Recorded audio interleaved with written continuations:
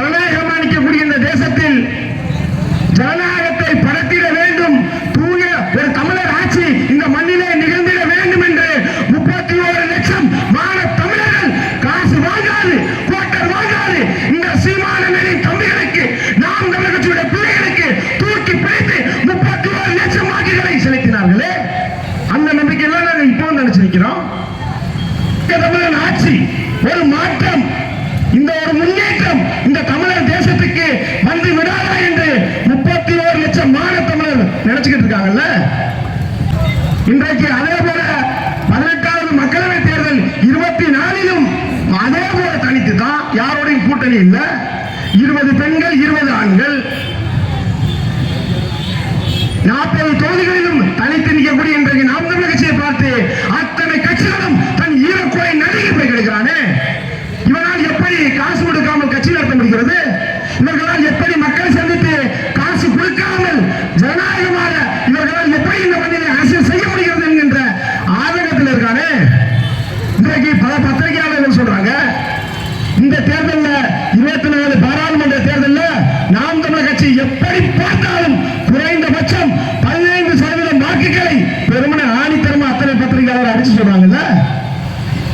15% வாக்குன்ற போது குறைந்தபட்சம் 75 லட்சம் வாக்கு, 80 லட்சம் வாக்கு இன்னைக்கு பெறும் நாம் தமிழர் கட்சி. அப்போ 80 லட்சம் மக்கள் இந்த தமிழர் தேசத்திலே ஒரு மாற்றம் வர வேண்டும் என்று துடிக்கிறாங்கல்ல. அப்ப அதற்காக இந்த மண்ணிலே என்றைக்கும் எவரும் கூட்டணி போகாது, சீட்டுக்கும் நோட்டுக்கும் சோரம் போகாது, தனித்தே நிற்போம் என்கின்ற முன்மொழிவை எங்கள் அண்ணன் தெரு தெருவாக மேலே மேலையாக உங்களுக்கு நம்பிக்கையை ஊட்டிக்கிட்டு இருக்காருல்ல. அதற்காக நீங்க வாக்கு செலுத்தணும் இந்த பிள்ளைங்களுக்கு, அதற்காக வாக்கு செலுத்தணும்ல. நாங்கள் நிப்பாட்டி இருக்க வேட்பாளர்கள் 40 தொகுதிகளிலும் ஏதாவது ஒரு குற்ற பின்னணி இருக்கா? பண சீட்டிங் பண்ணியிருக்கான ஏதாச்சும் வழக்கு இருக்கா? கொலை செய்தான், கொள்ளையடித்தான், மக்கள் பணத்தை சிட்ஃபண்ட் என்று அந்த சீட்டு போட்டு கொள்ளையடிச்சான ஏதாச்சும் வழக்கு இருக்கா? ஆனால் மற்ற கட்சி வேட்பாளர்கள் மீது எண்ணற்ற வழக்குகள் இருக்கு. யாராவது சொல்ல முடியுமா? இன்றைக்கு இந்த சிவகங்கை மண்ணை 40 ஆண்டு காலமாக ஒற்றை குழுமம் அதிகாரம் செய்து கொண்டிருக்கிறது.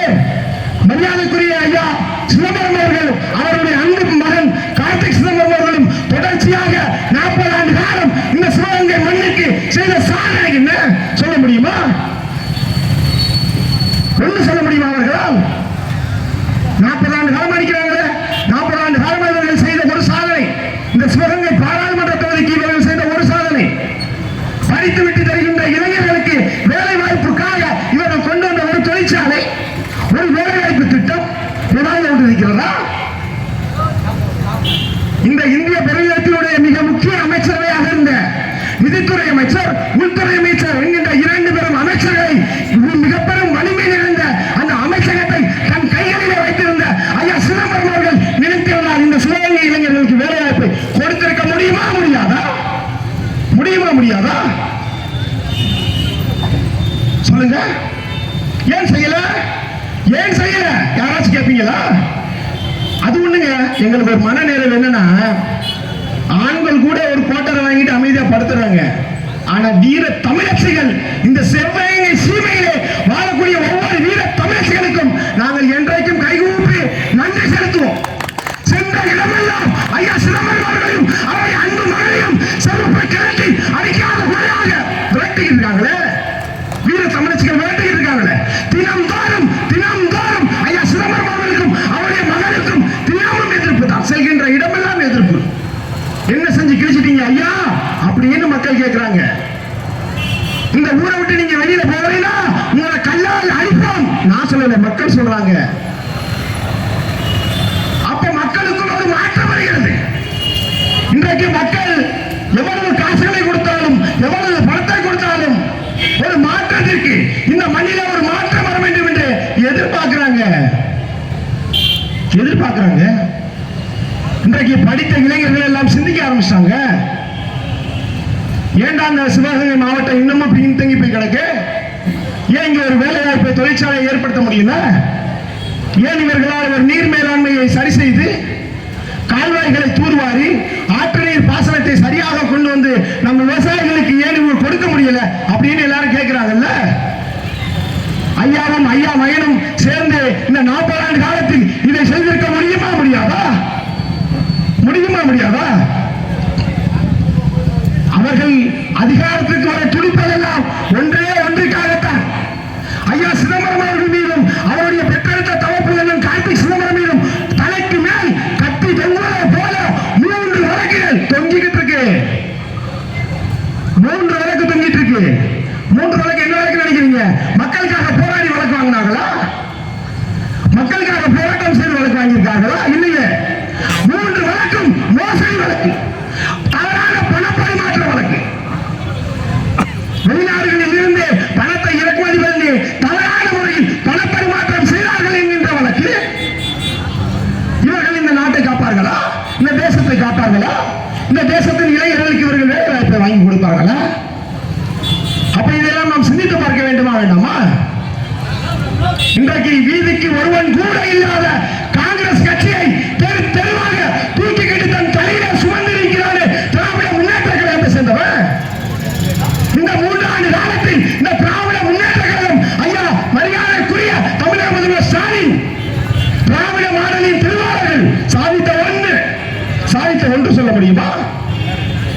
என்ன சாதிச்சிட்டீங்க இந்த 3 வருஷத்துல? ஐயா ஸ்டாலின் அவர்களும் அவருடைய மகன் அவர்களும் என்ன சாதிச்சிட்டீங்க? தெருவுக்கு தெரு ப்ராப்பர்ட்டி ஷோ மாதிரி ப்ராப்பர்ட்டி தூக்கிட்டு அலைறீங்க. என்ன சாதிச்சிட்டீங்க இந்த 3 ஆண்டு காலத்துல? இந்த 3 ஆண்டு காலத்தில் தமிழகத்தில் எண்ணற்ற போராட்டங்கள், தமிழகத்தில் எண்ணற்ற சட்டம் ஒழுங்கு பிரச்சனைகள். இவர்கள் காப்பார்களா? இந்த 3 ஆண்டு காலத்தில் திராவிட முன்னேற்ற கழகத்துக்காக தன் ஆயுள் முழுவதையும் உழைத்து கட்டிய, குடிக்க வைத்த பல குடும்பங்களின் தாலி அறுத்த எங்கள் அண்ணன் செந்தில் பாலாஜியை காப்பாற்ற முடியாத இவர்கள் மக்களை காப்பாற்றுவார்களா? திமுக கேட்ட போதெல்லாம் பெட்டி பெட்டியாக பணத்தை சாராயத்தை குடிக்க வச்சு பாட்டிலுக்கு 10 ரூபாய் வசூலிச்சு திராவிட முன்னேற்ற கழகம் ஐயா ஸ்டாலின் குடும்பத்துக்கு கப்பம் கட்டிய செந்தில் பாலாஜியை காப்பாற்றாத இவர்கள் உங்களை காப்பாற்றுவார்கள் எப்படி நம்புகிறீர்கள்? எப்படி நம்புறீங்க? எப்படி நம்புறீங்க? இந்த 3 ஆண்டு காலத்தில் தமிழகத்தில் எத்தனை போராட்டங்கள்? இதே எதிர்கட்சியாக இருந்தபோது ஐயா ஸ்டாலின் அவர்கள் தெருவுக்கு தெரு போராட்டம் செய்தாரு. அவர் அன்பு தங்கை அம்மையா கனிமொழி அவர்கள் என்னென்ன நாடகம் நடத்தினார் மறந்து போச்சா? 22 தேர்தலில் தெருவுக்கு தெரு பாட்டில தூக்கிட்டு ஐயா அம்மா கனிமொழி தெருவுக்கு தெரு என்ன சொன்னார்? இந்த தமிழர் தேசத்திலே, தமிழர் நாட்டிலே ஆண்மகங்கள் எல்லாம் குடித்துவிட்டு இறந்து போகிறார்கள். இளம் விதவைகள் அதிகமான மாநிலமாக இந்த தமிழ்நாடு மாறி நிற்கின்றது. பெண்கள் எல்லாம் தாலி எடுத்து முன்னேற்றிகளாக இருக்கிறார்கள். இதெல்லாம் இந்த எடப்பாடிக்கு தெரியாதா என்று பேசினார் அம்மையார் கனிமொழி. இன்றைக்கு உங்கள் அண்ணன் அரும்புதல்வன் ஐயா ஸ்டாலின் ஆட்சிக்கு வந்துட்டார்ல, போய் கேட்க வேண்டியதானே? போய் கேட்க வேண்டியதானம்மா? அண்ணே, தமிழகத்தில் இளம் விதவைகள் அதிகமாயிட்டாங்க. ஆண்கள் எல்லாம் குடிச்சிட்டு ஆக்சிடென்ட்ல செத்து போயிட்டாங்க. ஈரக்குறை அருகே போய் செத்து போயிட்டாங்க. தூக்கு மாட்டிக்கிட்டு செத்து போயிட்டான். அதனால பெண்களின் தாலியை காக்கணும். அதற்காகவாவது இந்த டாஸ்மாக் கடையை அடங்கன்னு அப்படின்னு போய் நீங்க அண்ணன் கேட்கலாமே. ஏன் கேட்க மாட்டேங்கிறீங்க? அப்ப அதிகாரத்திற்கு வருவதற்கு முன்பு ஒரு நாடகம், அதிகாரத்திற்கு வந்த பிறகு ஒரு நாடகம். இதையெல்லாம் நீங்கள் மேலும் மேலும் கேட்டுக்கிட்டு பார்த்துக்கிட்டு எத்தனை ஆண்டுகளுக்கு சகிச்சுக்கிட்டு போவீங்க? எத்தனை ஆண்டுக்கு சகிச்சுக்கிட்டு போவீங்க? இந்த 3 ஆண்டு காலத்தில் எண்ணற்ற போராட்டங்கள், எண்ணற்ற போராட்டங்கள். எதற்காவது ஒண்ணு. இதுக்கு எல்லா பிரச்சனைக்கும் காரணமே இன்றைக்கு அரசு பணியாளர்கள் எல்லாரும் போராட்டம், போக்குவரத்து தொழிலாளர்கள் போராட்டம். போக்குவரத்து தொழிலாளர்கள் என்ன கேட்டாங்க?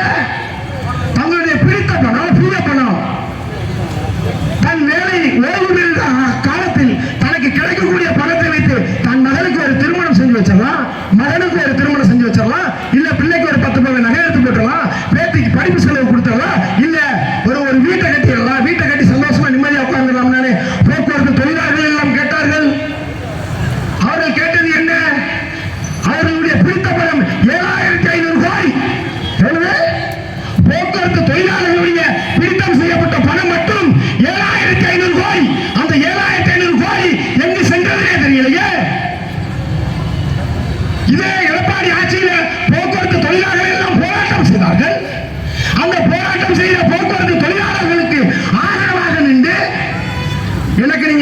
பண்ணுங்க. திமுக ஆட்சிக்கு வந்துருச்சுன்னா நீங்க கேட்கிற ஓய்வூதியத்தை தந்துடும், உங்களுக்கு வேலைக்கு அதிகமா உங்களுக்கு சம்பள உயர்வு செஞ்சிடும். சொன்னீங்களே, செஞ்சீங்களா? மரியாதைக்குரிய ஸ்டாலின் அவர்களே, சொன்னீங்களே, செஞ்சீங்களா? செஞ்சிட்டீங்களா? ஆசிரியர் பெருமக்கள் போராட்டம், இடைநிலை ஆசிரியர்கள் சம ஊதியம் கொடுத்து போராட்டம். இதற்கு முன்பு எடப்பாடி ஆட்சி காலத்தில் போராட்டம் செய்தார்கள். அன்றைக்கு தெருவாக கேமராவை தூக்கிக்கிட்டு நீங்க ஒண்ணும் கவலைப்படாதீங்க ஆசிரியர் பெருமக்களே, நீங்க எல்லாரும் எனக்கு ஓட்டு போட்டுருங்க, திமுக ஆட்சிக்கு வந்த உடனே ஆசிரியர் பெருமக்களுடைய போராட்டத்திற்கு நான் செவி சாய்க்கிறேன், உங்களுக்கு சமமான ஊதியத்தை வழங்குகிறேன் என்று சொன்னீங்களே. மரியாதைக்குரிய ஸ்டாலின் அவர்களே, இந்த 3 ஆண்டு காலத்தில் ஆசிரியர் பெருமக்களை எல்லாம் போராட்டம் செய்கின்ற அந்த ஆசிரியர் பெருமக்களை தெருவாக நாயை அடிப்பது போல அடித்து இழுத்து வாகனத்தில் ஏற்றினீர்களே. ஆசிரியர் பெருமக்களுக்கு மறந்து போச்சா? இந்த 3 ஆண்டு காலமாக தொடர்ச்சியாக ஆசிரியர்களை நீங்க துன்புறுத்துறீங்களே, அதை நீங்க அன்னைக்கே சொல்லியிருக்கணும்ல, போன ஆட்சியில சொல்லியிருக்கணும்ல. இதெல்லாம் செய்ய முடியாதுங்க, இதெல்லாம் அரசுக்கு கட்டுப்படி ஆகாதுங்க சொல்லியிருக்கணும்ல. அப்ப அதிகாரத்துக்கு வருவதற்கு முன்பாக இந்த ஆசிரியர் பெருமக்களுடைய ஓட்டு உங்களுக்கு தேவை. இன்றைக்கு அதிகாரத்துக்கு வந்த பிறகு உங்கள் சட்டத்தை வைத்து, உங்கள் அதிகாரத்தை வைத்து அவர்கள் குரலையும் நசுக்குவதை எப்படி நாங்கள் பார்த்துக் கொண்டு அமைதியாக இருக்க முடியும்? எப்படி அமைதியாக இருக்க முடியும்? அதே போல செவிலியர்கள் போராட்டம், செவிலியர்களுக்கு சரியான சமமான ஊதியத்தை கொடுப்போம்னு சொன்னீங்களே, செஞ்சீங்களா? செவிலியர்களை இன்னைக்கு போராடக்கூடிய செவிலியர்களை எல்லாம் காவல்துறையை வைத்து அடித்து விரட்டுகிறீர்களே, அந்த செவிலியர் போராட்டத்திற்கு நீங்கள் செவி சாய்த்திருக்கீங்களா? அப்ப எந்த அடிப்படையில் நீங்கள் மாறி மாறி எங்களிடத்தில் வாக்கு கேட்டு வருகிறீர்கள்? எந்த அடிப்படையிலே அரசு பணியாளர்கள் எல்லாம், அரசு ஊழியர்கள் எல்லாம் மாறி மாறி இந்த திமுகவின் பொய்யான வாக்குறுதியை நம்பி எத்தனை காலத்துக்கு ஏமாந்து போவீங்க? எத்தனை காலத்துக்கு ஏமாந்து போவீங்க? இந்த 3 ஆண்டு காலத்தில் தமிழகத்தில் மிக பெருமளவிற்கு போதைப்பொருள் நடமாட்டம் இருக்க, போதைப்பொருள் நடமாட்டம் இருக்க, கஞ்சா விற்பனை ஆகுது, தெருவுக்கு தெரு கஞ்சா புழக்கம் இருக்கு. குக்கிராமங்களில் கூட இன்றைக்கு கஞ்சா கிடைக்கிறது. குக்கிராமங்களில் கிடைக்கோடி தண்ணீர் கூட செல்லாத கிராமங்களில் கஞ்சாவும் மது போதையும் சென்றிருக்கையா? குடிநீருக்கு தேவையான அத்தியாவசிய தண்ணீர் கூட கிடைக்காத இடத்தில் போதைப் பொருள் கிடைக்க, இதை நீங்க 3 ஆண்டு காலத்தில் செய்த சாதனையா? 3 ஆண்டு காலத்தில். அப்ப நீங்க எதற்காக எங்களுக்கு நிற்கிறீங்க? இன்றைக்கு பாட்டு போடுறாங்களே, ஐயா ஸ்டாலின் போடுறாரு, ஸ்டாலின் குரல், ஸ்டாலின் குரல் பேசுறீங்க. ஐயா ஸ்டாலின், இந்த 3 ஆண்டு காலத்தில் தமிழக மக்களுக்கு ஏற்பட்ட அநீதிக்கு யாரை எதிராக நீங்கள் எந்த விதத்தில் ஆதரவாக இருக்கீங்க? எந்த விதத்தில் குரல் கொடுத்திருக்கீங்க? சித்தாட்டுக்கு நிலம் எடுக்க கூடாதுன்னு விவசாயிகள் போராடுறாங்களே, விவசாயிகள் போராடுறாங்களே. விளைநிலத்தை விளைநிலமாக வையுங்கள், வேளாண்மைக்கு இருக்கக்கூடிய கொஞ்ச நெஞ்ச இடத்தை கூட வேளாண்மை செய்ய விடுங்கள் என்று போராடக்கூடிய விவசாயிகள் மீது குண்டர் சட்டம் போட்டு உயர்த்தி வைத்த கொடுங்கோலர் ஐயா ஸ்டாலின். விவசாயிகளுக்கு எதிரான சிந்தனையோடு அதிகாரத்தில் இருப்பவர் ஐயா ஸ்டாலின். அவருக்கு விவசாய பிரதிநிதிகள் ஆதரவு சொல்ல போறீங்களா? ஆதரவு சொல்ல போறீங்களா? என்எல்சி சுரங்கத்திற்கு நிலம் எடுக்க கூடாது போன ஆட்சியில போராடின ஸ்டாலின், இந்த ஆட்சியில் என்ன பண்றீங்க? விவசாயி துளிக்க கதறுகிறானே, தன் விளைவித்த பயிரை அழிக்காதீங்கன்னு சொல்லி வயலில் உருண்டு பிறந்து கத்து கதறானே விவசாயி, அது உங்கள் சிறைகளுக்கு கேட்கவில்லையா? அதற்கெல்லாம் உங்கள் குரல் கேட்காதா? கேட்குமா? கேட்காதா? இதே எடப்பாடி ஆட்சி காலத்துல சேலத்துல இருந்து சென்னை வரை போறதுக்கு ஒரு 8 வழிச்சாலை திட்டத்தை ஒன்று போட்டாங்க. அந்த 8 வழிச்சாலை திட்டம் வேண்டாம்னு சொல்லி 3 பெரிய மலைகளை உடைத்து நொறுக்கி சாலை அமைப்பதுதான் அந்த திட்டம். அந்த கொடுமையான திட்டத்தை கொண்டு வந்தவர் பாரத பிரதமர் நரேந்திர மோடி. அன்றைக்கு கைகட்டி வாய்ப்பத்தி மௌனியாக ஊமையாக நின்றவர் எடப்பாடி. அன்றைக்கு அந்த 8 வழிச்சாலைக்கு எதிராக போராடி அந்த விவசாய பெருமொழிகளுக்கு ஆதரவாக பேசிய ஸ்டாலின் அன்றைக்கு அந்த போராட்டத்தின் மூலமாக வழக்கு தொடுத்து உச்சநீதிமன்றம் சென்று அந்த திட்டத்தை ரத்து செய்ய அண்ணன் சீமான். அன்றைக்கு விவசாயிகளுக்கு ஆதரவாக போராடியதற்காகவே எங்கள் அண்ணன் செந்தமிழன் சீமான் மீது குண்டர் சட்டம் போட்டு உள்ளே தூக்கி வைத்த பொதுவாளர் ஐயா எடப்பாடி.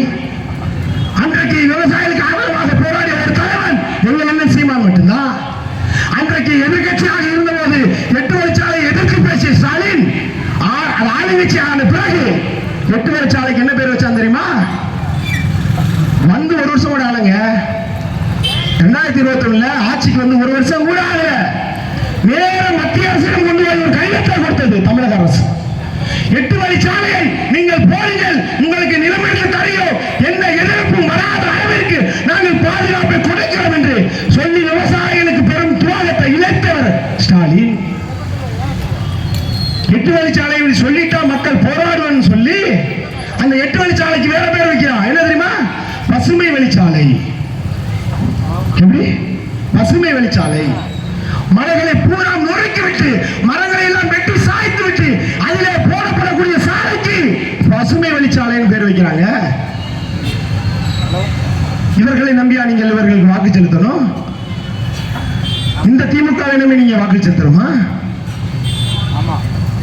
தெருவுக்கு தெரு கொலை நடக்கிறது, கொள்ளை நடக்கிறது, பாலியல் வன்புணர்வு நடக்கிறது. இதற்கெல்லாம் இவர்கள் தீர்வு சொல்லியிருக்காங்களா?